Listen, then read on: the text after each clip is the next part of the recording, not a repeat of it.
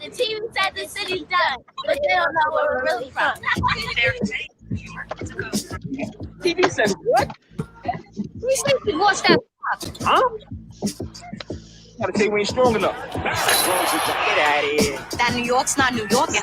Blah, blah, blah. Block party. Quickly throws it up for Tommy Tommy. Compton was popping. New York is life. There are other cities, but they're not New York. We bounce back and we build up. Yo, come here. Let me tell you something. You can't stop us. We always survive. We out here. We crazy. Facts. New York forever. New York forever. You got something to say? Tell it to New York.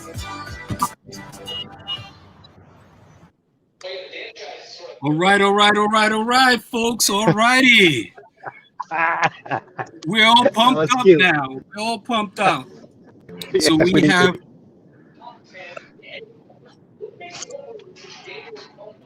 Okay, we got Bill talking in the background. All right, let me just mute his mic for a minute. This is weird.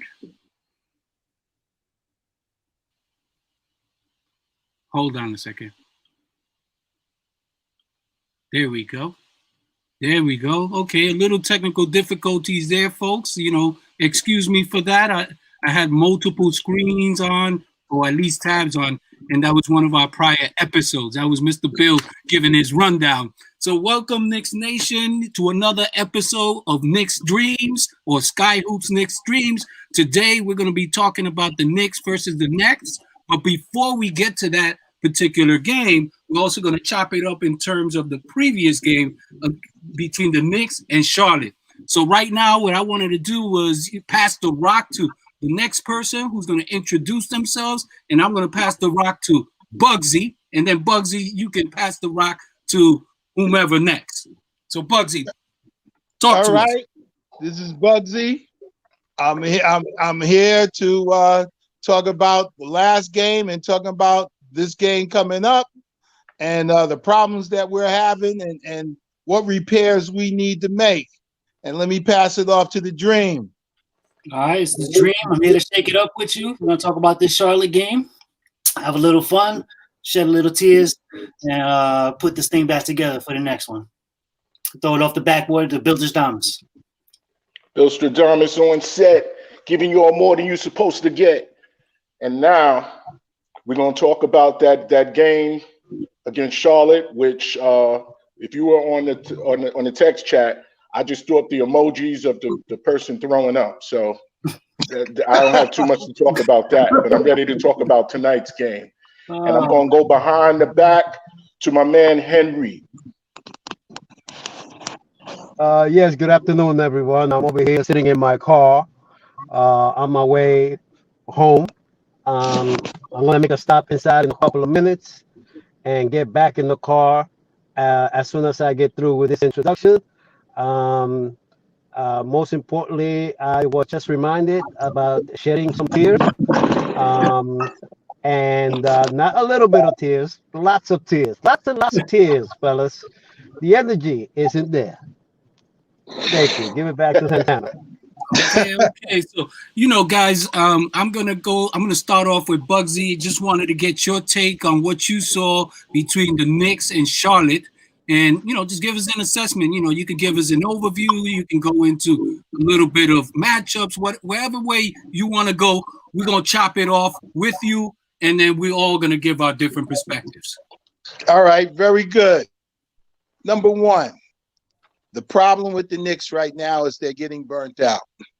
The number of people who they're playing are being overwhelmed at this point. And unfortunately, because of that, there is no focus. The problem with the Knicks right now is energy and focus. They do have the talent. They don't have the talent to be number one in the East. They do have the talent to be in the top 8. But the problem is you have no focus, and it might be because they're burnt out. When they first started, they were live. They had everybody's hopes up, but as we go on, even though it's early in the season, they seem to be tired. They seem to be holding their heads, and they're shooting air balls. And there's no excuse, as Bill Adamas would say, there is no excuse for professional basketball players to consistently miss foul shots. Yeah. So who you gonna pass the rock to now? We pass it back to the Dream from behind the back. All right. I mean, my take is pretty much going to be in line with everybody else's take. We cannot start any game down 10-0. That's not going to work for any game. The Knicks are not that good. They don't have enough shooters and enough bodies to withstand that initial negativity right in the beginning of the game. That can't work. We're having some horrendous turnovers at the most crucial points of the game for us. Not necessarily in the game scheme, but at the time that we really can't deal with a turnover, we just need to get back into a bucket. We just seem to have a turnover that turns into a bucket going the other way, and it just deflates any momentum that we might be building up to try to come back throughout the game. Notably, we had Noel catch a pass. I don't know why they threw it to him on a three-point line. He was just kind of setting up. He catches the pass. He dribbles in and tries to throw a left-hand pass back out to the three-point line. It's just not going to work. That's not his game. He's never been his game, never been his Kyle's game or pro game. So that's not going to work. Another little thing that kind of threw in, Thibodeau with his technical foul. The guy's on the line shooting a free throw already. The hottest guy they got. What do we call it? Hayward, I should say. He's out there. He's lighting it up in the first half at 28 points at this time. He steps up to the free throw line to shoot some free throws that's going to increase his lead. Boom, we get a technical foul from the coach. You don't need that. I get you're trying to I'm sorry. Let me respeak. Motivate. I get what you're trying to do is keep these guys going, right? You're trying to get in their face, keep it going, but you can't cost us at the same time that you're trying to keep them in the game and keep them motivated, like you said. That was a big one. And right now, one of our biggest problems, like you said, those air balls, man, they're so bad that the defense is ducking. They're like, head. That's how I feel. Every one of those Barrett shots, everybody's screaming heads from somewhere in the crowd. You know, like it's horrible, man. I know Bill Stradamus likes to give out the nicknames, but right now, what I'm looking at from R.J. Barrett in Gotham City, I'm going to have to call you the Riddler. I can't tell if that 9 is supposed to be a question mark. This is crazy. What are you doing, man? Bro, all you do was complain about how you did not make the NBA first or second rookie teams last year. Let's go through the list. Zion, PJ Washington's playing better than you. Kendrick Nunn and Tyler Hero playing better than you. Rui just came back off injury, playing better than you. Ja Morant, no questions. Broken ankle, still playing better than you. Eric Pascal might be the only one. And if we have to throw Eric Pascal on the list to compare to RJ Barrett, that's a problem. I don't understand. Yeah. What are we doing? Go ahead. Excuse me, can I say this? Yes. For now on until he earns it, it's only R. Barrett. He has no J. The Riddler. The Riddler. I don't know what I'm getting at. It's a straight question mark. The biggest question mark on the team is really not supposed to be that. I know we joke about it to keep our spirits up and keep light of it, but it really is starting to hurt us, you know? And we as we say, we all know, like, we're not a top team in the East, but we want to be competitive. And I think we all talked about in the beginning of the year is that those teams at the bottom of the East, the Charlottes, the Atlantas, those teams are going to start to make a push because they're getting better. We want to stay with them as they make their push, and we don't want to separate from them going down as they're, trying to push up. The top 6 is locked. Philadelphia, Boston, who else you got up there? Brooklyn, you want to throw those teams, the top 6, they seem that they're just going to shake around within each other. But the 7, 8, and those play-in teams that they're going to have at the end of the year, we need to be strong in that if we want to be progressive going towards the next year. Off the backboard to those numbers. I agree totally with everything that you said. And one thing I want to go back to, we're a team that we have to play hard every single possession. We can't afford to look ahead past any team because we're not that good. And like you said, we cannot start off the game with a 10, down 10 zip. So we went 3 minutes without even scoring. It was 10-zip. Then we called the timeout, and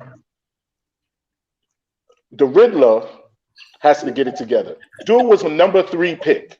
Yes. So I like him and everything. I like his attitude, his swag, and all of that stuff. But he was a number 3 pick, and you would think that he would be at least comparable to the guys that went ahead of him. The guys that went ahead of him are way better than him. I mean, they'll probably be have a better NBA career and all of that stuff. But you played with Zion. And when you played with Zion, if I'm not mistaken, I think RJ led them in scoring. Yeah. I don't know. I don't know what his shooting percentages and this and that, but he played ball. But he seems to think that same formula that they was running out there is good here. Like he think, okay, because I've heard him even say it. Well, Randall's, he's a big 4. I played with Zion, so it's not going to be a problem. It's a different day over here. Yeah. It is a different day. Yeah. And he needs to stop shooting those threes because, I mean, he's not hitting them. Not hitting nothing. And like Santana always says, he doesn't square up. He has terrible footing. Yeah. And he's just killing us. He's just killing us. And what I think also, well, we'll get into this later, but I think Tibbs is going to have to make some changes in that starting lineup. Coming down, go between the legs to Henry. Can you hear me, Henry? His mic's off. Okay, his mic's off. Well, then I faked the pass to Henry. Yeah, my mic was go off. behind the net. Okay, he's good. You there? He's good. Go Okay. ahead. Go ahead, Henry. Give us your take. Give us your take on the Charlotte, Knicks game. What did you see? What were your takes? Well, I'll tell you right now, I basically figured out the outcome of this game right after the half. And, I went to spend some time with my wife. You know what I'm saying?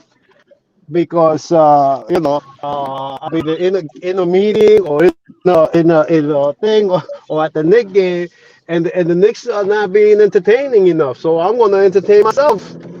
These guys are pathetic. Okay? And I always say the best is yet to come. Well, the worst is yet to come too. And I'm sorry, but I expected that what I saw in the beginning with the Thibodeau regime was going to continue, but they reverted back to what they were last year. Like they don't know where they are, they don't know who's who, where, who. Man, they're all over the place, and there's nobody going to the basket, and they're not even playing. Remember, you talked about identity, and you said, well, now they're going to have an identity. Well, they lost that identity already. If the identity was that they were going to be a defensive team, the last 3 games has not proven that. Okay, and I'm looking forward for them to return to that. But I think they're more interested in their offense than they are in their defense. And they're letting their offense dictate their defense instead of letting their defense dictate their offense. Pass it on. Well, so this is the deal, man. I mean, again, I didn't have the luxury of watching the game in real time or anything of that nature because I was handling other business. I was following it on my cell phone, and I was looking at the box score, the game day, a broadcast online, but not necessarily any action. However, since then, I've been able to go back in and check out the replay. I checked out bits and pieces of it. I've listened to other folks talk about them. And one of the things that, from what I heard, and you guys can correct me if I'm wrong, is that these cats are being, teams know that they're not a good shooting team. Teams know that they're going to try to slow the pace down. They understand that. They've realized that. And what they're trying to do is they're trying to speed up the game. So when you get these young teams, what they're doing is they're pressing up on the Knicks. you know, when they're bringing the ball up court and they're trying to create turnovers. They want to speed up the game, or they want to get them to turn over the ball. And then when they get down to the half court sets, of course, the defense in terms of the opponents, they're playing a zone defense because they know that this team is not a consistent perimeter shooting team. So, you know, you couple those two strategies. First, you're picking them up full court. You're pressing them a little bit. You're forcing them to try to rush the ball or turn over the ball. And then if you get through the press and you get into your half-court sets, now they're playing a zone, and they're not making adjustments. The Knicks are not making the adjustments. So that's something that obviously needs to be corrected. That requires good ball handling, getting guys on the floor who can handle the rock, pass the ball, and get into your sets much earlier. Now, in terms of the zone, yes, the zone is tough if you're only trying to attack it by hitting the perimeter shot if you're sitting at the three-point line. However, a way to try to counter that zone defense is you could play a high-low defense. I mean, a high-low offense where you got, let's say, Randall at the top of the free throw, at the top of the key, to be able to, you know, pass the ball from that spot or even shoot the mid-range shot. People are going to respect him because he can shoot. There's no question about that. And then, of course, that opens up the inside to a certain extent because it pulls anybody in the middle to try to step up and defend Randall. So that opens up the lane to a certain extent. You know, people are going to rotate and stuff like that defensively, and hopefully that's going to open up creases. Because if they have to honor Randall in terms of the key and his shot, then they're going to have to, you know, try to double him. And you don't want to double in the middle of the floor because that's going to open up, you know, other guys to be able to attack the basket and hopefully hit a mid-range shot. Now, R.J. Barrett. I've been saying this. If I said it twice, I said it once, like my man Popeye always says. Okay? RJ. You call him Popeye? My man Popeye. Okay? I gotta give him credit. Okay? If I said it twice, I said it once. Okay, that's Popeye wisdom. Or Popeye-ism. Okay. Let me rephrase that because I think, you know, we got two cats that provided a good nickname for Mr. Barrett, okay? No J, the Riddler, Barrett. How? No J. You know, I mean, yes, you know, he's a good kid. You know, let me start there. He's a good kid. He works hard, but he ain't cutting it, okay? He's not cutting it. Even when he goes to the basket, like we've talked time and time again, you're not squaring up. You're shooting at an angle. You're not shooting to make. You're just shooting. You're shooting and hoping. You're not shooting to make. When you square up and you have a certain approach in a way that you attack the basket, if you come in at an angle, you hit that little box in the backboard, your chances of getting that layup are pretty good. Okay? If you're going to try to teardrop, don't try to teardrop from an angle. Try to teardrop from right in front of the rim. If you can get that off. You know what I'm saying? Because otherwise, whatever else you're doing is just not working. Them threes, we've already talked about that. Oh, please. He can't shoot any threes. And, of course, his confidence is shot. You can see it because when he's shooting, he knows it's not even going in. You know what I mean? He's hoping it's going in. And then on top of that, you know, now I think what he's realizing, okay, let me try to get some rebounds and get some assists, which is good. But he still needs to work on his game to be a viable option in this offense. Otherwise, I'm going to say the B word, and that is bench bust. Oh, bust. Bust. Whoa. Oh, say the T word before the B word, my friend. Trade him. Don't let him be a bust first. We got to get him off. You're right. Let me pull that back from the universe. Let me pull that back. I'll put that in my back pocket because then I'm going to kill his trade value. You're absolutely right, Dream. You're absolutely right. So, that's what I'm going to say for now. You know, I'm going to pass the rock over to Cuz. I think Cuz is on the phone, so he'll join us the minute that he gets off the phone. So I'm going to pass the rock to Dream. And Dream, you know, give me more of your take. What's your thoughts? All right, I'm going to spin this ball on my finger a little bit and attack the bench. We're losing bench output. Basically, the production that we were getting off the bench, if you're going to try to slide Rivers into the starting lineup, which I don't think we should be doing, it's going to take away from the bench.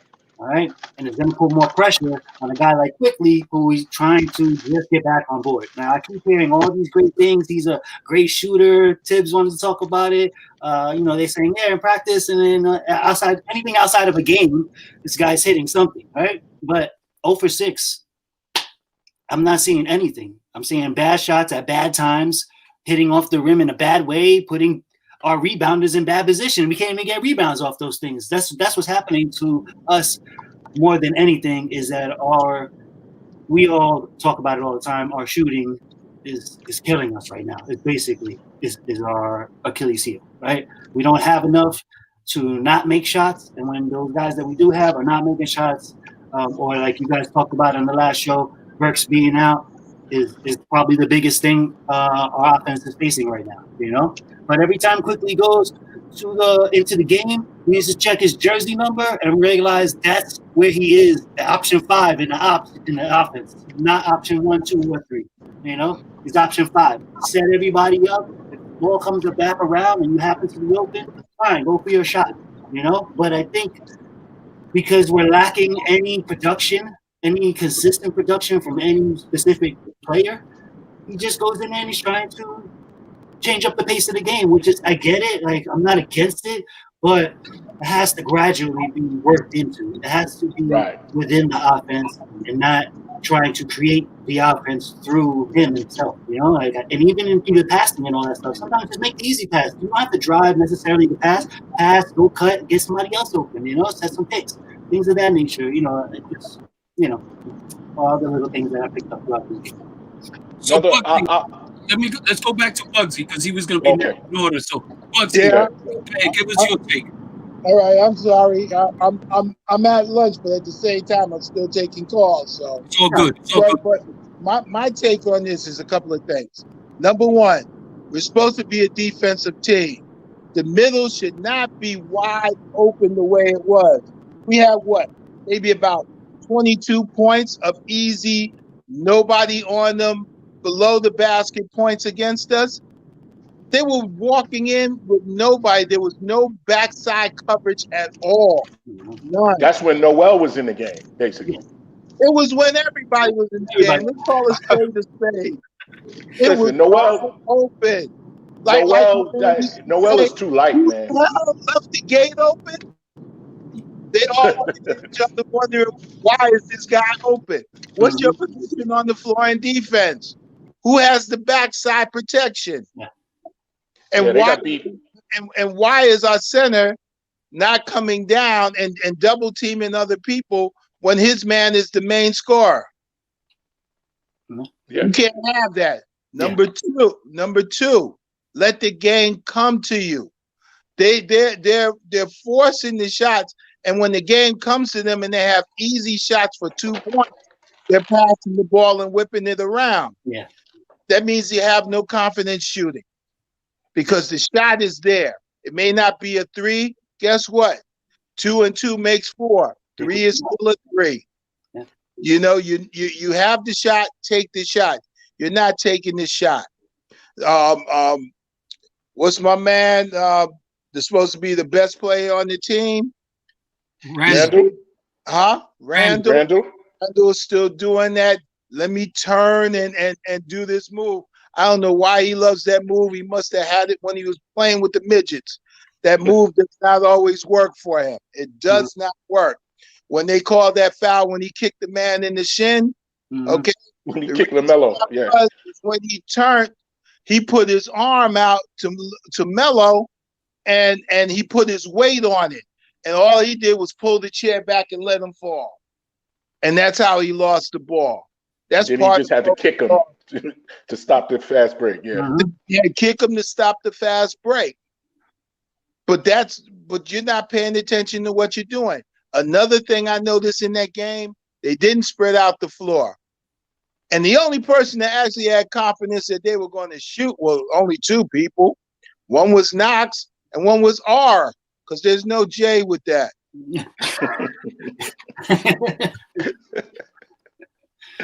Observation.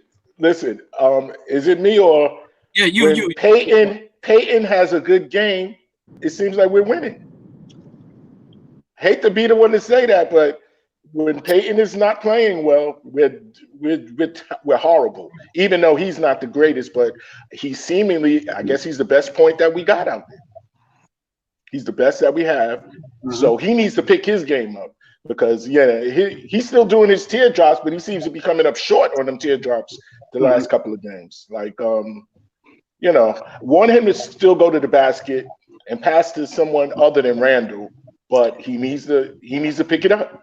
He has to pick it up. And back to Noel, man. That dude, when he comes in the game, he had us all fooled in the preseason because he was playing comparable to how Mitch was playing. But in this regular season, he's just too light, man. He needs like a intravenous hero or something like because he needs some weight on him.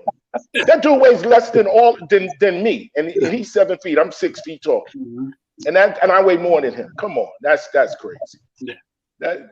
He needs some weight on him, and they're not passing the ball the way they were. No. Their offense when they're in the triangle or the motion, you move the ball around, and then somebody will always be found open for the open shot. They're moving the ball around to certain people aren't keeping it going. Knox, he touches that ball, he's shooting, and same with RJ. The thing is, Knox is a better shooter than RJ. R. Yeah, my bad. R. The R. Call him like Rakim. Yeah, so over to you, Henry. Okay, listen, this is gonna be the problem, okay? Unless well, forget about Arnold J for a minute. Unless Mitchell Robinson develops an offensive game, it's gonna be always 5 against 4. Unless Arnold J develops a jump shot, it's gonna be 5 against 3. And now, it's like we listen. Let's be realistic. They don't even pay attention to Mitchell Robinson. They don't have to. They don't even let him get that occasional alley oop. But that doesn't happen all the time because we're not going to the basket. Right. So that's my take. Like Mr. Bill Thomas says, we need to have a point guard position. We have to shore that up. We don't have to shore it up. They just have to play to their potential. They're going in there like they're scared to lose or scared to win or just not ready to even defend. I'm just disappointed and disgusted right now. Okay, I wanted to believe that a coaching change was going to be all that we needed, but apparently we need more than that. We need a scoring center, somebody who is a threat in the middle. So this dude has to start developing a hook shot. Somebody, when you whisper that up, talk to your people there, Santana. Listen, I mean, what you're saying in terms of Mitch Robinson, yes, is part of his development. That still has to take place. Unfortunately, you can't develop that during the season. That's something you got to go back in the lab. You got to go into the gym and you got to work on your game throughout the summer. Whenever you're off, that's when you can really work on those different, types of tools that you're going to bring to the game. Right now, at best, what you can do with a guy like Mitch is, maximize what he can do. And that is attacking the basket, that's rebounding, that's moving without the ball, so that he doesn't remain stationary. Because for him to develop a nice little baby hook or something like that, that requires footwork. Okay? The end result is the hook shot. But before you get to that hook shot, your footwork got to be tight. And he doesn't have a back to the basket kind of game. He faces the basket. So right now, you see, when I look at this team, I look at all the players and what they bring to the table, right? And I say, okay, what is their strengths and how can I best utilize that to get maximum production in what they can do? On the areas that they can't do certain things, I don't have those expectations. However, at the same time, if I'm the coach, I'm letting them know you can't be shooting threes. Or no Jay, the Riddler Barrett, you cannot shoot threes. I know even if you're trying to keep the team honest or the opponents honest by shooting the three every now and then, okay. Rondo does that. That's okay. But then you got to give me, rebounds. You got to give me double digits in rebounds. You got to give me 5 to 6 assists. You got to give me 2 steals. And then I could keep you on the floor. Otherwise, if I'm not getting scoring and I'm not getting those other things that we need from you, I could use another coach. You could coach with me. You know what I'm saying? There you go. You could coach with me until you develop that aspect of your game. You know what I'm saying? So I think we have to, we have a limited roster, and it's unfortunate because of course we don't have the running and gunning and athletes that we need to keep up with this current style of NBA game. And so if we're gonna slow the pace down, then we got to be good at slowing the pace down and playing to our strengths and forcing other teams to play to our strengths. I heard Bugsy talked about, that middle was wide open. It was like a runaway train up in there. That's right. I don't know if that happened in transition or if that happened on the half court. But if it happened in transition, then that means to me there was no transition defense. When you play transition defense, the first place that you feel is the middle of the floor. That's transition defense. You get in those lanes in the middle of the floor and you force out. You force out. Okay, and if somebody's on a breakaway, you step up. Take the ball out of the guy's hand, make him pass it or something to that effect. So I don't know. I didn't see the game to get a sense of if that was the breakdown, but I do know this. I've always said you got to have good transition defense to slow teams down, especially in this day and age of the NBA. When you got these young athletes looking to run, hey, if I got those thoroughbreds, I'm gonna run too.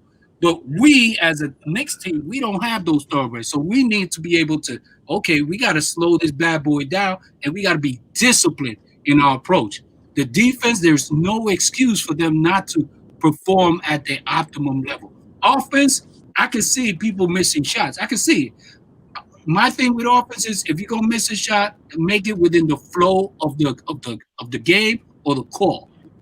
Not just randomly throwing threes and hoping that they're going to go away, because that's not going to work. But defense, that's your staple. You got to come in there. You got to set the tone. You got to put your weight on them, and you got to make sure that you play transition defense and you play good half-court defense. And then from there, if you create turnover, you get your breakaways. Okay? If not, then you slow it up, and this is where, Peyton comes in. I know a lot of people are killing him because he's not fast enough or whatever the case may be. But he's the most steady guy that you have to manage the game. Because quickly, he's got all the talent in the world, but he's playing at 100 miles per hour. He got to slow down. Yeah, he hasn't got it yet. Okay, the speed limit is 55. He's going 100. Okay, Yeah. but I'm going to pass the rock to Dream. Dream, take it away.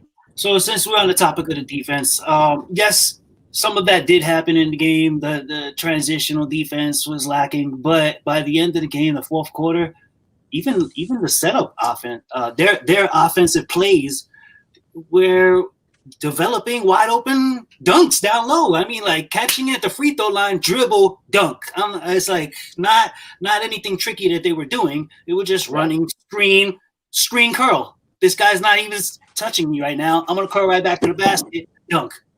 So, that being said, overall, big picture, I know this game in the last couple of games have been hurting our mental, stability as far as watching this team. But overall, numbers-wise, they still are second or third defense best at the top of the list as far as defensive teams and points allowed per game at about 108, I believe, or somewhere around there. So it's not terrible. It's just not elite. We needed to get back to that elite as far as effort. We need to see that elite effort on the defensive end again. And then because we're still technically holding up our end. Now, what's happened in the last couple of games is that we're allowing these teams, because we started off so strong on the defensive end, we're allowing these teams to hit their offensive averages. Each team, Denver comes in, they're averaging 114, they bang out 114, 115 on us. Charlotte comes in, they're only averaging 108. What do they score? 108. They got it on us. You know what I'm saying? So those teams, we're now allowing them to reach their offensive potential, and that's where we need to cut back. We need to pull those reins back. If we can minus 5 or 6 points in one area, run them off the 3-point line a couple of times a game, get a couple of points back in that area, because that's the game we're playing now. Our defense needs to predicate our offense, and I think that's how we started off the show saying, is that we've somehow flipped that, thinking we can run our defense through our offense. We're not a good offensive team. We're one of the worst 3-point shooting teams in the league, so we can't even spread teams out, get them away from the basket to take advantage of what our strength is Robinson flying around down low. That's about it. He doesn't have an offensive game, but we're not even doing the things to put him in the position to be at his full strength, and he's gotten a little bit better with his foul trouble. Some games he's just going to have foul trouble, but overall, I think he's done a better job of staying on the floor. That's step one, right? Step one for us is stay on the floor. Step two is develop a little bit more. Now, overall, I didn't come into the season saying, yeah, this guy should be our starting center. I get that for his progression, he needs to be our starting center. He needs a year like this, even if he has to eat it every game and play bad and develop. But he needs to go against frontline starters from other teams. So he realizes what he needs to do as far as putting weight on, getting better footwork, all the things we talk about with Mitchell Robinson. Because in order to break the zone, you made a great point about bringing Randall up to the top of the key, because he's probably our best big man passer, but we have to go small ball. So that takes Robinson off the floor, because who's he passing to out of that position? He has to pass it to a shooter. So we definitely need to then move Knox to the 4 and bring him off the bench into that rotation to run small ball, which is not sustainable for us in the long run regardless. So we're facing some tough times with that. The biggest thing we got going for us is that we still have money and draft picks, and we can improve. We're not stuck by any chance. We're not in the old Knicks where we're like, this is what we have, and we're stuck. Right? We feel bad about and dejected about how they've been playing lately, but we can look to our payroll. We can look to some of our trade assets and try to explore some of these options. There's plenty of people out there who could help the Knicks. We can share sites and stuff like that. I came across another one yesterday. I was digging through, and 5 more players they're talking about. These Knicks should look at some of these 5 players. Some of them we spoke about, like a Levine or DeRozan, but they even had some other players on there. Oladipo, another player, Buddy Hield, Marvin Bagley Jr., Marvin Bagley III out of Sacramento. I don't know what he is as far as a big man, but I'm sorry, as far as Hield, I would take Hield on this team, Buddy Hield. I would definitely trade for him as a shooting guard, and then you can move all the other guys down into the bench. I would definitely take Levine. DeRozan, I would take. It just costs too much. He's a pain in the ass, but he puts up points. I mean, what is the better option? Like, I see you shaking the head no, but what's the better option is my thing. It's not going to cost us a whole bunch to do a lot of things in the big picture, I'm saying, but right now we have a gap. Alec Burks is in a walking boot. He's not coming back anytime soon. They're not even listing him on the injury. Like, they put him on there as out, but they don't put any details because he's in a walking boot. So we don't know when he's coming back. He's going to be a little bit.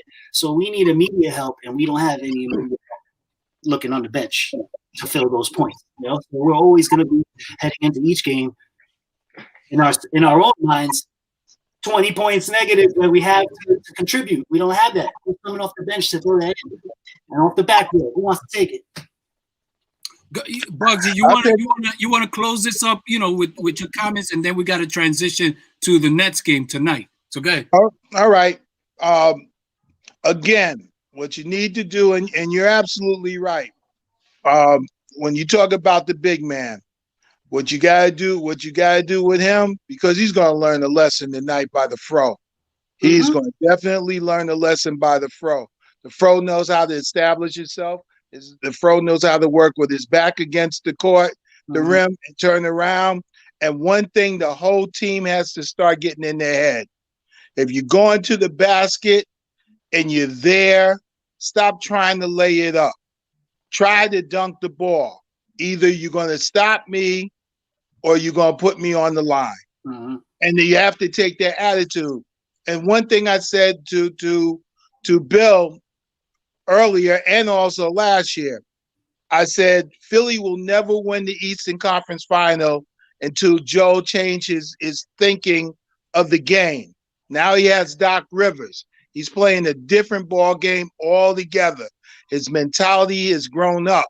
The Knicks are in that same boat. Until they change that mentality, you're going to still be in the same boat. Why? Because decades have passed by where we're playing catch-up ball. We can't play catch-up ball. Therefore, you have to be aggressive. You have to push the issue when you have an open lane to take a layup. You can't just, I'm going to try, and all of a sudden you get stomped, blocked, or whatever. You got to go for the dunk. The difference between R and his boy, when he's in there, he's going to dunk the ball or go to the line. R, I saw him do one baseline dunk, and I was proud of him. But consistency is not there. You have to take that, Jordan, eye of the tiger, I'm going to kill you. Well, we used to say at FAMU, kill a mosquito with an axe. All right? Kill a mosquito with an axe. And you got to have that mentality. They don't have that mentality. They have to develop that mentality. Joel Embiid, he's developing that mentality under Doc. Our team, we don't have it yet. We don't have that killer instinct. We just not. And in terms of your point guard, when he's hot, he can guard and take anybody to the hoop. When he's cold, he does look like crap. Mm-hmm. But that's why I always liked him. I just want him to be consistent. He is a good guard when he's on his game, but you got to be on your game every night, every night. And that's the bottom line with this. Right now, you're still getting a D. Mm-hmm. You're still getting a D. Yeah. Let me take up for Mitch, because we've been giving Mitch some heat, but understand, until Tibbs came here, Mitch he hadn't been coached since high school. Mm-hmm. He hasn't been coached since high school because he didn't do any college. He took a year and was working out with different players. I think he worked out with AD or whatever. And then when we took him, whoever our coaches were, they never put him in a position to develop offensively. Yeah. We just wanted to use him. Okay, he'll just get rebounds and block shots. Yeah. And he's not the greatest rebounder. Yeah. He's for his height, he should be averaging more rebounds, in my opinion. I don't know what he averages. I'm thinking close to like maybe 6 rebounds a game.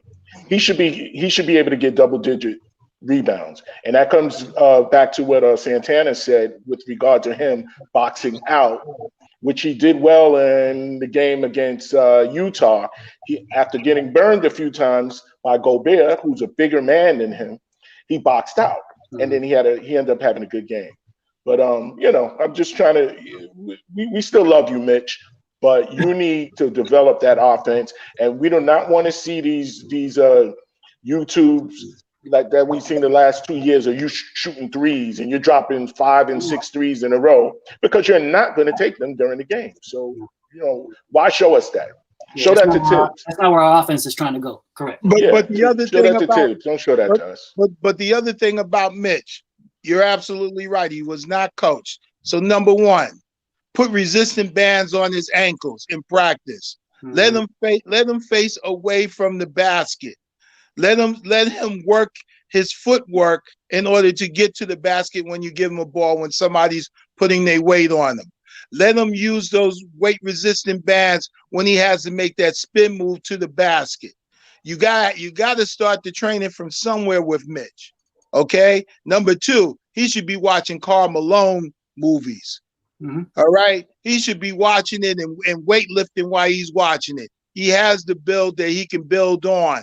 Once he get that, there's nobody can stop him once he can get to that level. But he got to want it. He still has a lazy way of playing. Yeah. But that's still that old Joel Embiid mentality. He hasn't matured that up yet. He relies too much on his athleticism. His whole life has been that. So it's hard to break those habits when you've been doing it. Right. You've been better than most people your whole life. It's Right. Yeah, but most of us was dumbasses when we were kids, but we grew up to be good men now. You're right. Give him two more years. Go ahead, Henry. Tell us your thoughts, man. Okay. I just have 2 points to make. First, maybe it is time to start Kevin Knox. Yes. Kevin Knox in the lineup, and let that other boy, the Riddler. The R. not no R, not no J. He could still play. But the other guy that they play at the 3. Bullock. Bullock come off the bench. Let's start Kevin Knox because I think he's giving us a better shooter percentage-wise than Bullock. And secondly, in defense of Mitchell Robinson, he's up to almost double-double, Total rebounds, 8.1 per game.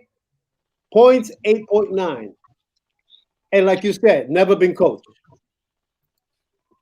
Yeah. Okay. I just think, we look at the big men across the league, the successful ones, the ones that really like their double doubles are like 20 and 10. We look at them and what they bring to the table, and it's just not what he does. Like, I get it. We don't want to kill him because if he doesn't do a certain thing, he just doesn't do it. So he wasn't brought up to do that. That's fine. He just never developed that. But then, the other thing is then we need to look at bringing in somebody who can do those things, like you said, and use them as the offshoot. You know what I'm saying? Like an athletic 4 or something like that.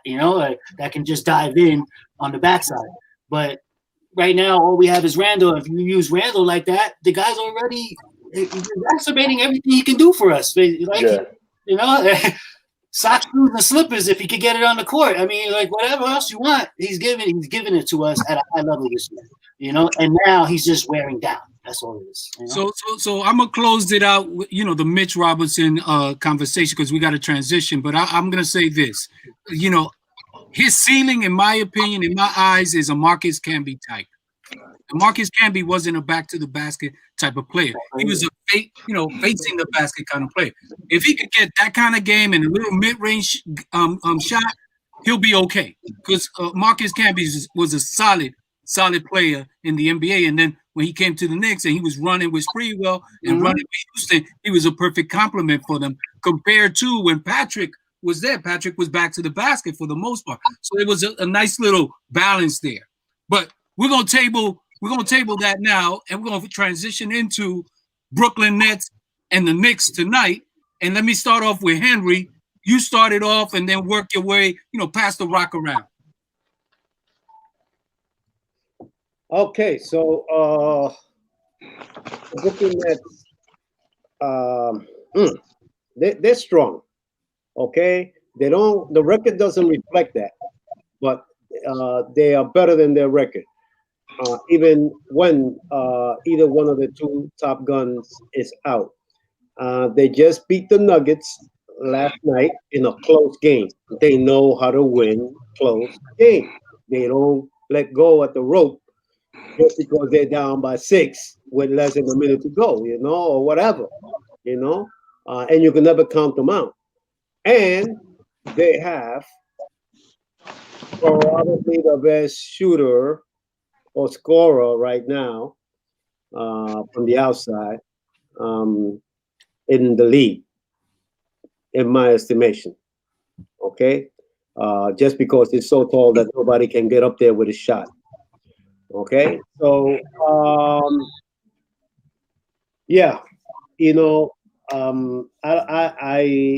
think that Allen and Mitchell cancel each other off.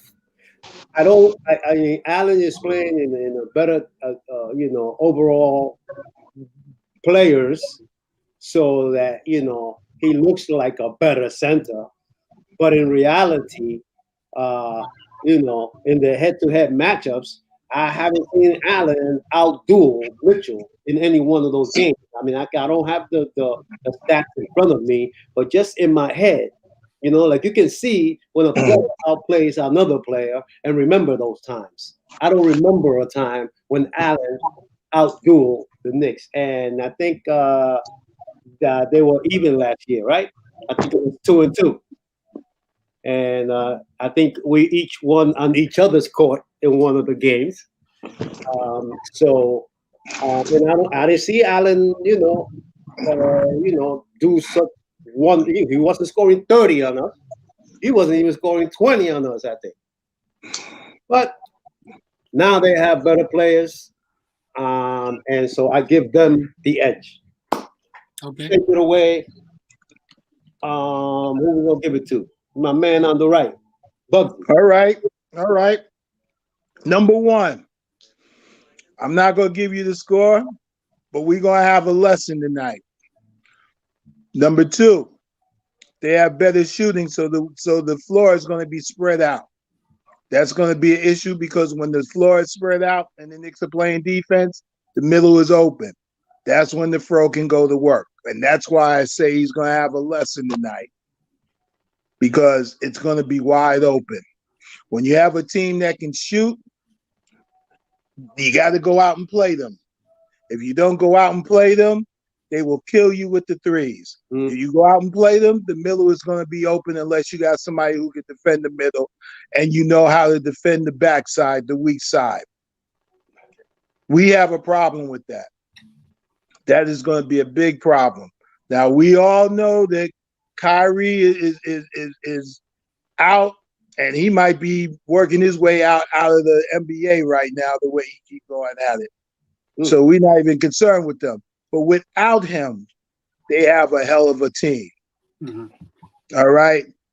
They will probably be the best team that we played this season right now. At current, like you said, their record doesn't reflect it. Their talent reflects it. And right now, we're holding our heads. We have no confidence in our shots. Until we get that back and get that hunger, this is a loss. All right? Okay, who you going to pass the rock to, Bugsy? I'm going to pass it to the Dream because this game is over. Shake shimmy. Anyway, what we got here is the Nets. Third in the league in scoring, 118 a game. And last night they put up the 122, so that might have went up a couple notches. The Knicks, second to last in scoring at 100. So we have 18 points we need to make up right off the back. As soon as the ball drops and hits the floor, we're looking at an 18-point deficit, right? The only team, here's a little silver lining. Hold on. I'm going to bring you back. The only team to hold the Nets under 100, Atlanta. So we beat Atlanta, and we saw what Atlanta brings to the table. And they had KD and Kyrie in that game that played against Atlanta. So maybe we could try to modify, look at what they did a little bit because we played against them. We know what they brought to the table. But it's going to take effort no matter what. All right? The back-to-back, another silver lining. Maybe that helps us. They did expend a little bit of energy yesterday, and I don't know if you guys caught it, a little bit of the game or not. Kevin Durant was actually guarding Jokic at the 5. So, to try to, take away his offensive output and his, influence on the game. And in the end, they ended up winning. So the Nets shot 60% from the field last night and 50% from three-point land. So I'm just hoping they just blew their nut out, got it all out on one day, and then maybe they come back and those numbers come down to earth a little bit because that's just crazy. And then for us, who's guarding Kevin Durant? Anybody, any one person, any 5 people, any 10 guys, the coach, who's guarding Kevin Durant? That's one of my things. Randall. I mean, you could do that, but I mean, is that going to sustain itself for a long time either? But that was just a toss-out question for you guys. I throw it off the backboard. Who's going to catch it? Mr. Bill. Oh, Bill Stradamus. Okay, I agree with you. We're going to have a problem guarding Durant. However, I think this would be the time to put, because if we start, RJ, Peyton, and Bullock, I think he's still out. So it'll probably be Rivers or something like that. He's available tonight. I don't know how much he'll play. He's available. Well, Bullock, he's available. Bullock's available, and Taj Gibson finally cleared COVID protocol, so he's available. All right. Well, I think it's time to put Kevin Knox in the starting lineup. We could do that. Put Kevin Knox in the starting lineup, and then if you still want to use Bullock and Peyton at the guard spots, then fine. But it'll make us at least a little bigger. See, the thing with Brooklyn is they're deep. Yeah. Those guys are deep. We're talking about the Fro, but they still got DeAndre Jordan back there. I don't even know which one starts, but it don't matter. Either one of them, those both of them are seemingly gonna give our big men, no problem. But they have other guys. They have shooters also. They got guys who can just flat out shoot. Now they may be missing. I don't know what they miss when Kyrie's out. Who's there? Who plays the point for them? Clarence LeVert. Oh my gosh, LeVert. Well, then we just got to try to make it harder on them. So our defense, we got to defense. Yeah, they just is what we're going to have to try to hang our hat on, and continue with our offense, because the motion, the triangle is a feel out offense. You move the ball around and you know where everyone is, and at some point someone will be open. We can't get away from that. And that's what we've been doing the last few games. We get down by double figures, and then you got the Riddler or Randall trying to bring us back by themselves, and that doesn't work because we're not that good. We're not that good to be able to do that yet. And those individuals who are trying to do that aren't good enough players to carry the whole team and bring us back from these large deficits. It has to be done collectively. We have to stay on our defense and basically try to win it, like Henry was saying earlier. Focus on our defense, and that'll lend to a better offensive flow. So in doing that, and I think this is a game of pride. So I think Durant's going to want to drop. Durant's going to probably try to give us 40.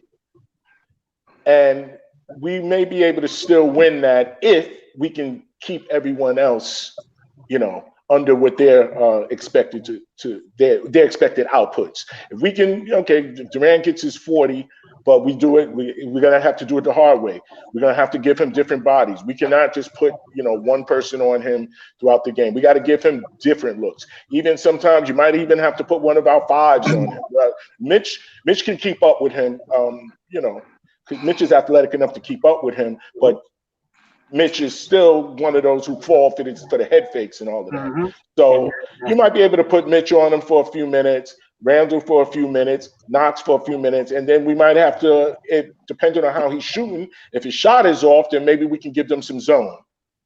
But, we're just going to have to we're going to have to fight this one, win this one with our hearts. And with that being said, I'm picking us to come out on top. Whoa! So I think there's the pom-poms may have to come out the garbage. In terms of my analysis about this, I think Bugsy said it best. The Knicks have lost their mojo, and until they get that mojo back, and that's that confidence, potential killer instinct, that's that next level. That's going to take a little while. It's going to be tough. It's going to be tough, especially with a team like the Nets. I know they're coming off a back-to-back, but, everybody want to show out against the Knicks, especially tonight, because it's going to be on ESPN. So, Brooklyn is going to want to show out, especially KD.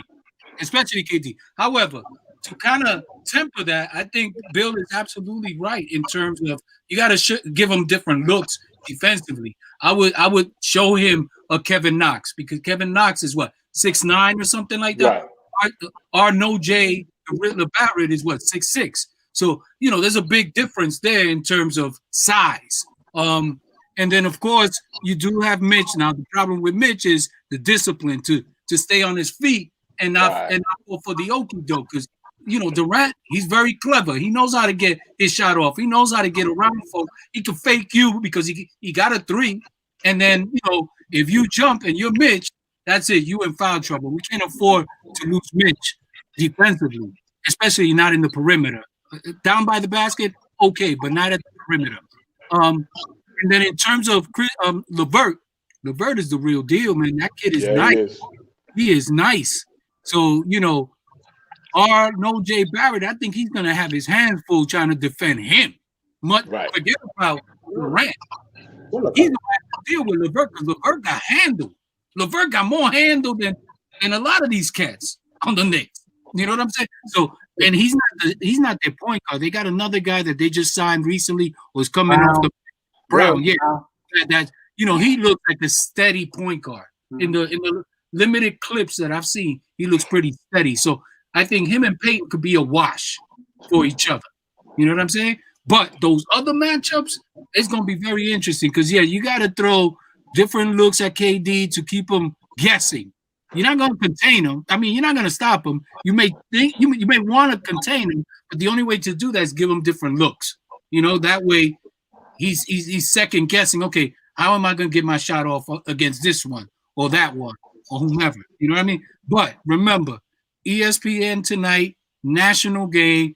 Brothers are going to want to show out, and it's unfortunate that Kyrie, he's in cloud 9, and he's not available to showcase his game, because I would have loved to see this game with Kyrie as well. Yeah, I mean, I know I'm a Knicks fan and I want my Knicks to win, but I like competition, man. I want our guys stepping up.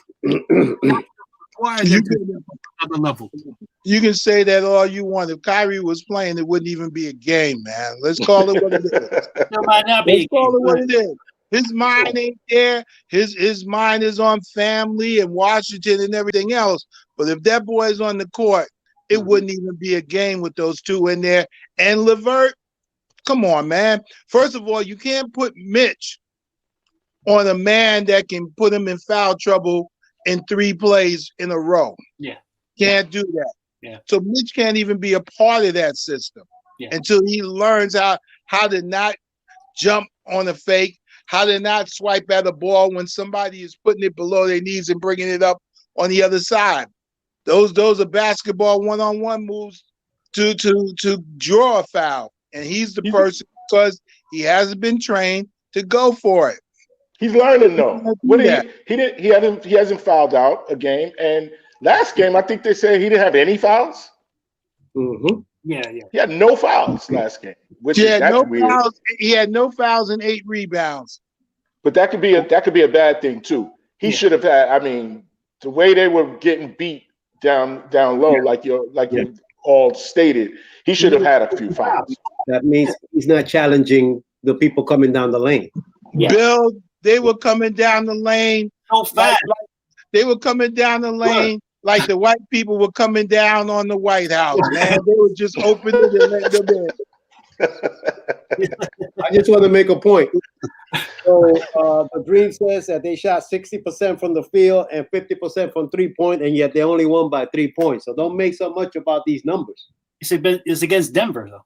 Oh, it's okay, but I'm saying, what I'm saying is that Denver probably wasn't playing any defense either. They were like back in the ABA team, ABA days, where they was just like outscoring you. That's it. That's what those two teams were. They're both top 5 scoring in the league. Denver's number 5, and the Nets number right there. What did I say they were? The Nets are number 3.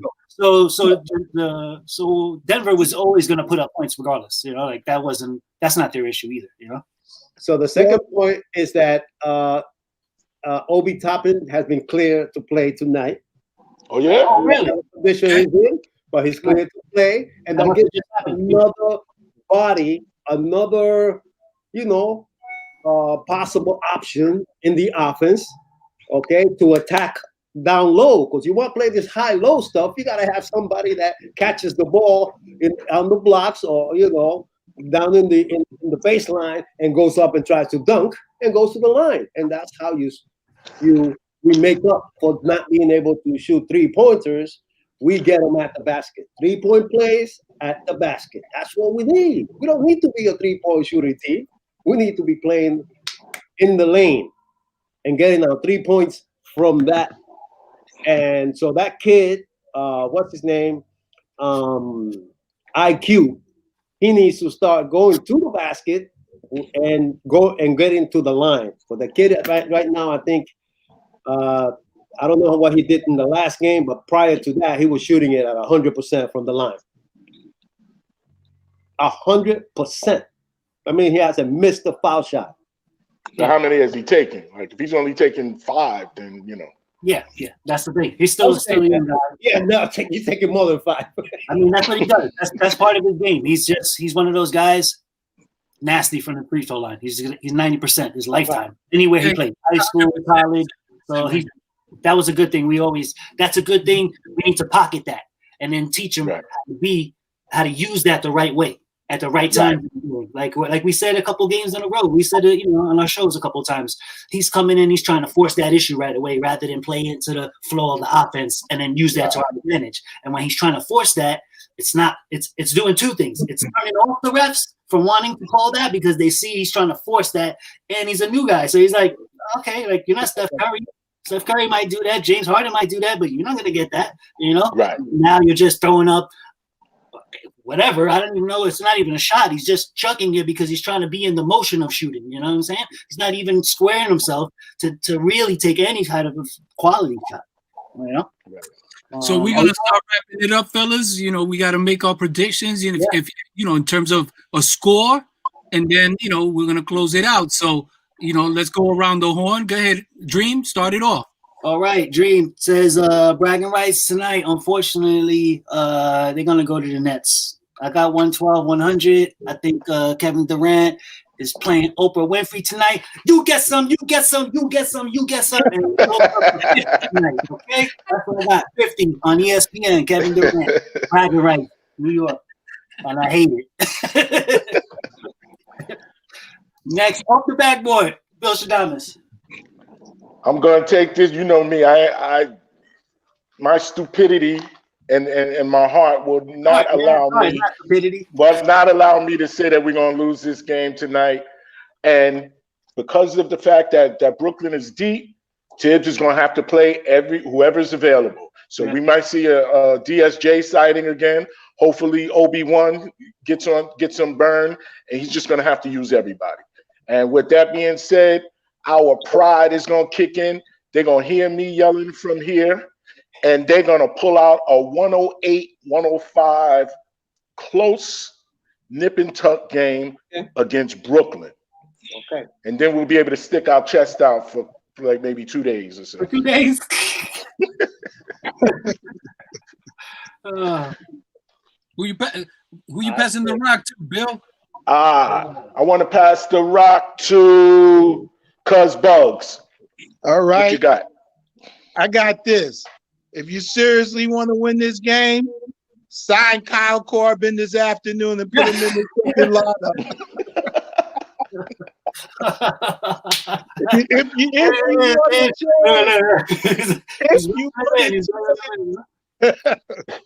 All right.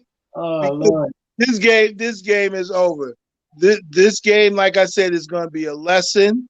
Mm-hmm. Okay, it's a national game. Everybody's going to step up, and again, like any other team, once you see that team start putting their head down, it's a wrap because their confidence and their drive is gone, and it's going to be gone in the second quarter of this game. They're going to push it. They're going to push it. Yeah. I love my Knicks dearly, man, but we need to make some moves. And you talk about OB is back. If OB hasn't been working out, OB is not going to be much of a help, man.